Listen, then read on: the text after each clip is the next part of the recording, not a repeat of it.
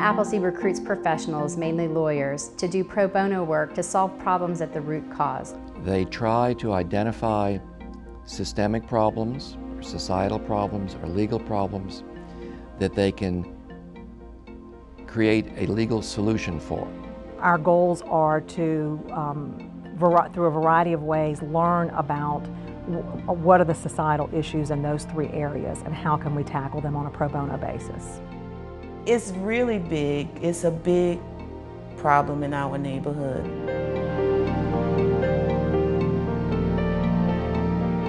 I think our first big milestone was when Malcolm Meyer, a volunteer from Adams and Reese and others, helped get the heir property law passed in Louisiana. And what that did was it changed the law on small successions, making it easier for people to own their homes for the first time.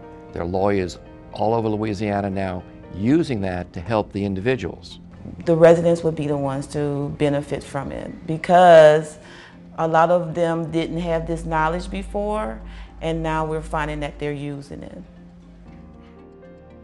It's wonderful to be able to see someone who's been a victim and to look at us in the eye and say what you're doing is going to be impactful.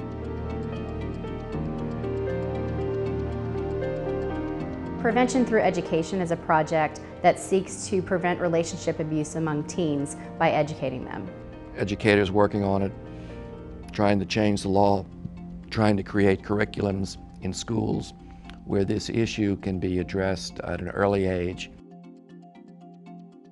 The idea of due process from an interpretation standard is a very interesting concept that even we find some of our judges don't understand. Interpreter Standards Project. That project seeks to put, for the first time in Louisiana courts, standards for courtroom interpreters. Fundamental to our profession and justice is equal access, and how can you go into a courtroom and not be able to understand what's happening around you. The idea that someone who doesn't speak English may not understand why he or she is guilty because there's no way of determining whether the communication was effective is something that, without Louisiana Appleseed's help, we couldn't have gotten to as fast as we did. We had a huge influx of Hispanic populations to help clean up the city. Many of these people didn't have citizenship credentials, and they couldn't open bank accounts. And so they're walking around the city with cash in their pockets, and they became ATM machines to thugs.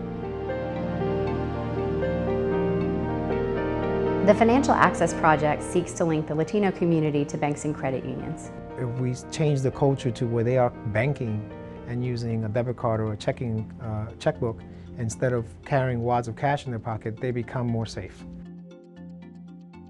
I would like to thank Appleseed very much for coming into our neighborhood and giving the residents the knowledge that they needed to take ownership of their homes through successions. I think it's fantastic like Louisiana Appleseed is getting awarded because they've been instrumental in getting a young group of advocates who didn't know anything about the legal system to put forward within less than 18 months a substantial piece of policy that looks to be implemented sometime this year, or at least adopted.